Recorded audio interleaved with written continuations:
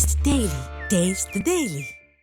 ದೆಹಲಿ ಸಿಎಂಗೆ ಸಾರ್ವಜನಿಕ ಸಭೆಯ ವೇಳೆ ಭದ್ರತಾ ವೈಫಲ್ಯ ಆಗ್ಬಿಟ್ಟಿದೆ. ಮುಖ್ಯಮಂತ್ರಿ ರೇಖಾ ಗುಪ್ತಾಗೆ ಕಪಾಳ ಮೋಕ್ಷ ಆಗಿರೋದು.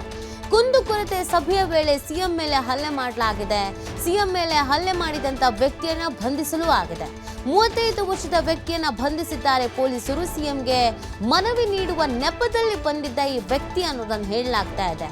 ರೇಖಾ ಗುಪ್ತಾ ಕೂದಲನ್ನ ಹಿಡಿದು ಎಳೆದಾಡಿದಂತ ವ್ಯಕ್ತಿ ದೆಹಲಿ ಸಿಎಂ ಸಾರ್ವಜನಿಕ ಸಭೆಯಲ್ಲಿ ಭಾಗಿಯಾದಂಥ ಸಂದರ್ಭದಲ್ಲಿ ಈ ರೀತಿಯಾಗಿ ಏಕಾಏಕಿಯಾಗಿ ಬಂದು ಹಲ್ಲೆಯನ್ನ ಮಾಡಿರೋದು, ಕಪಾಳ ಮೋಕ್ಷವನ್ನ ಮಾಡಿರೋದು. ಯಾತಕ್ಕಾಗಿ ಮಾಡಿದ್ದು, ಏನು ಉದ್ದೇಶದಿಂದ ಮಾಡಿರೋದು, ಈ ಬಗ್ಗೆ ಎಲ್ಲ ಮಾಹಿತಿ ಸಿಗಬೇಕಾಗಿದೆ. ಬಟ್ ಈ ಪ್ರಕರಣವನ್ನು ಗಮನಿಸ್ತಾ ಇದ್ರೆ ಒಂದಂತೂ ಅನ್ಸುತ್ತೆ, ಭದ್ರತಾ ವೈಫಲ್ಯ ಆಗಿದೆ.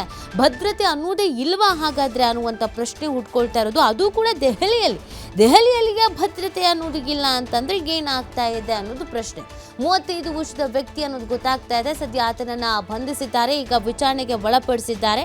ಯಾತಕ್ಕಾಗಿ ಹಲ್ಲೆ ಮಾಡಿದ್ದಾನೆ, ಏನು ರೀಸನ್ ಇಟ್ಕೊಂಡು ಬಂದಿದ್ದಾನೆ ಅನ್ನೋದ್ರ ಬಗ್ಗೆ ಇದೀಗ ಮಾಹಿತಿಯನ್ನು ಕಲೆ ಹಾಕಲಾಗ್ತಾ ಇದೆ. ಈಗ ಪ್ರಶ್ನೆ ಏನು ಅಂತ ಅಂದರೆ, ಒಬ್ಬ ಸಿಎಂಗೆ ಅಲ್ಲಿ ಒಂದು ರಕ್ಷಣೆ ಅನ್ನೋದು ಇಲ್ವಾ ಅನ್ನುವಂಥ ಪ್ರಶ್ನೆ ಹುಟ್ಕೊಳ್ತಾ ಇರೋದು. ಇನ್ನು ಸಾರ್ವಜನಿಕರ ಕತಿಗೇನು ಅನ್ನುವಂಥ ಪ್ರಶ್ನೆ ಕೂಡ ಇಲ್ಲಿ ಕಾಣ್ತಾ ಇದೆ. ದೆಹಲಿ ಸಿಎಂ ರೇಖಾ ಗುಪ್ತಾಗೆ ವ್ಯಕ್ತಿಯಿಂದ ಕಪಾಳ ಮೋಕ್ಷ ಮಾಡಿರುವಂಥ ಘಟನೆ ನಡೆದಿದೆ. ದೆಹಲಿಯ ಸಿವಿಲ್ ಲೈನ್ಸ್ನಲ್ಲಿರುವಂಥ ಅಧಿಕೃತ ನಿವಾಸದಲ್ಲಿ ಸಾಪ್ತಾಹಿಕ ಜನ್ ಸುನ್ವಿ ಕಾರ್ಯಕ್ರಮದ ಸಂದರ್ಭದಲ್ಲಿ ಈ ರೀತಿಯಾದಂಥ ಘಟನೆ ನಡೆದಿದೆ.